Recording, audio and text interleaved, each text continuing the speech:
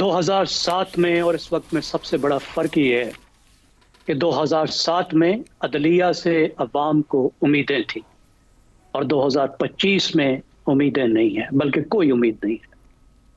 मुझे तनकीद से तो इत्तफाक है, लेकिन मुझे ये बताइए आज अवाम क्यों निकलेंगे?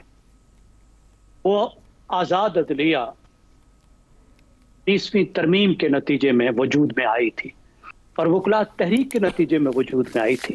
देखिए, पोस्ट इफ्तिखार अदलिया इट वाज अ डिजास्टर।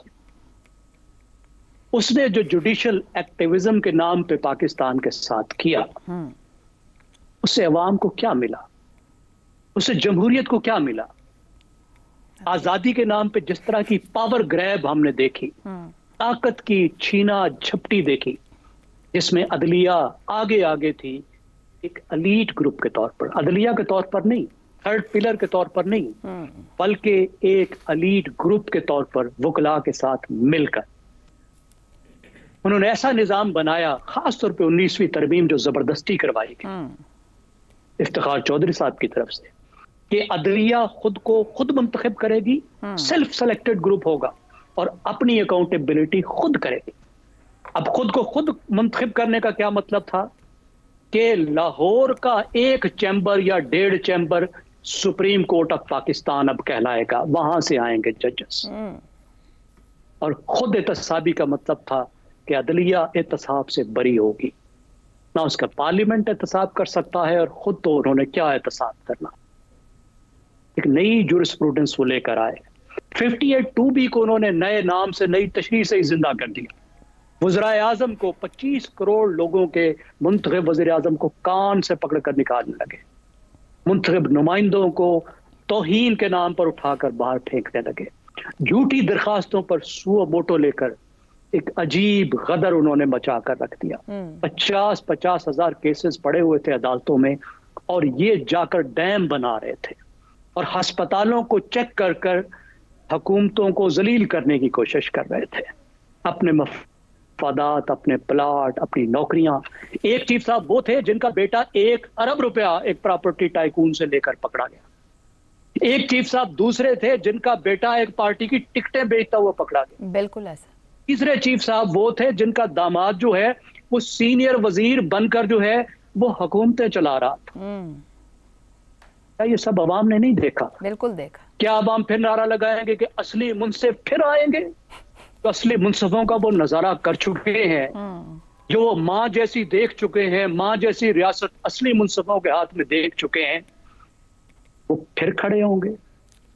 क्या उस फाल्स डॉन की तलाश में जाएंगे जो आपने कहा वो दाग दाग उजाला जो उन्होंने देखा? अफसोस है हमें बिल्कुल अफसोस है कि पाकिस्तान के जो मुंतखब लोग हैं उन्होंने एक इतने अहम पिलर को, अदलिया को अंडरमाइन किया। लेकिन क्या मुंतखब लोगों ने अदलिया को मारा है या अदलिया ने खुदकुशी की है? अब पहले ये फैसला तो कर ले।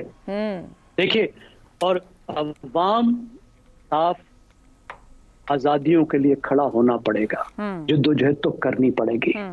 लेकिन इस वक्त वो प्लेटफॉर्म, वो नारा, ये बैनर नहीं है। ठीक हो गया। ये बैनर जो है तार, इस बैनर को, इस परचम को अदलिया खुद तार तार कर चुकी है, वकला खुद तार तार कर चुके हैं। दुरुस्त हो गया, दुरुस्त हो गया।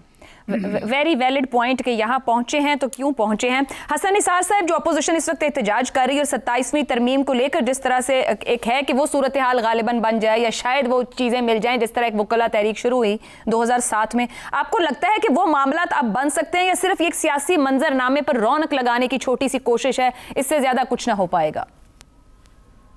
जो मेरे सामने लिखा हुआ है वही सारा रिपीट किया है, इसलिए आपके साथ मेरा झगड़ा बनता है आज। हाँ।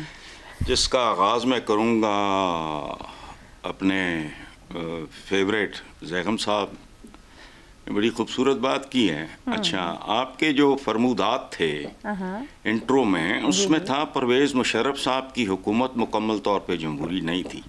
पाकिस्तान की सिर्फ एक हुकूमत ऐसी मुझे बताएं जो जमहूरी हो। जमहूरियत का मतलब ही नहीं पता। आगे चलें। अच्छा, वकला तहरीक की जब पैदाइश हुई है तो दाई कौन सी, दाया कौन थी?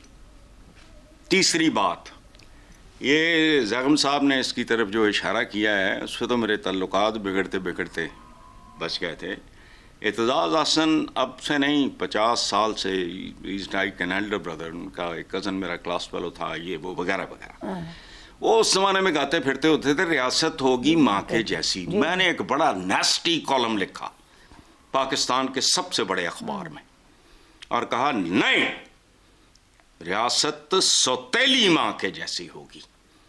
उससे पहले भी यही था, आज भी यही है, आइंदा भी यही होगा। अच्छा, रह गई अब आपका सवाल, तहरीक वकला की हो या फकरा की, फकीरों की, गदागरों की, भूखों की, नंगों की, ये तो मैं नहीं जानता, लेकिन आम आदमी की सफरिंग्स और जज्बाती, ज़हनी, नफ्सियाती अबतरी सातवें आसमान को छू रही है। मेरा कोई ज़ाती अखबार नहीं है। पिछले एक दिन की अखबारी रिपोर्ट्स वो आप लोगों की नज़रों से नहीं गुजरती होंगी, चूँकि ये 27वीं तरमीम वगैरह बड़ी आम है। भाई ने बहन को, सगी बहन को, बेटे ने माँ को, सगी माँ को, छोटे भाई ने बड़े भाई को, सगे भाई को, और मुजारे ने जिम्मेदार को बेरहमी से मौत के घाट उतार दिया। ये बिल्हाम नहीं है, खबरें हैं, कल के अखबार उठा के देख कह रहे हैं आप। 27वीं और सियासी मंजर की रौनक जो है ना, वो जो आपने कहा ना रौनक लगेगी, ये रौनक इसके सामने कुछ भी नहीं।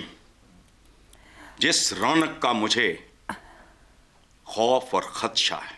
हसन निसार साहब, मैंने इसलिए पूछा कि वकला तहरीक ने अर्न किया था, 19वीं तरमीम भी अर्न की थी इंसाफ डिलीवर करने के लिए, मगर जो हुआ उसके बाद अगले 16 साल वो सबके लिए एक तमाशा है। वो सियासत से लेके, मैं अब ये कह रही हूँ कि जो अपोजिशन एहतजाज करके वैसी कोई तहरीक समझ रहे हैं बना पाएंगे, क्या दुरुस्त दाव खेल रहे हैं या गलत दाव खेल रहे हैं? अब पहले बात सुने। पहली बात यह है, हमारे यहाँ लफ्ज भी बड़े तरह इस्तेमाल होते हैं। अवाम की उमंगों की तर्जुमानी, क्या तर्जुमानी की थी ज़ागम साहब ने अभी बताया नहीं? बाद में जो किया मैं एग्री कर रही हूँ उसके साथ। वो भी किया तो क्या होगा? मैं ये कह रही हूँ 7-8 में जिस तरह सिविल सोसाइटी सब जुड़ गए, उसने मुल्क को बद से बदतर की तरफ धकेला।